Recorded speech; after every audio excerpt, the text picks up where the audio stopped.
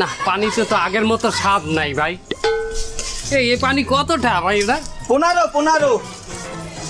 না দাম তো বেশি একটা বাড়েও নাই কি, 15 টাকা না ভালো। মিয়া কি কন 15,000?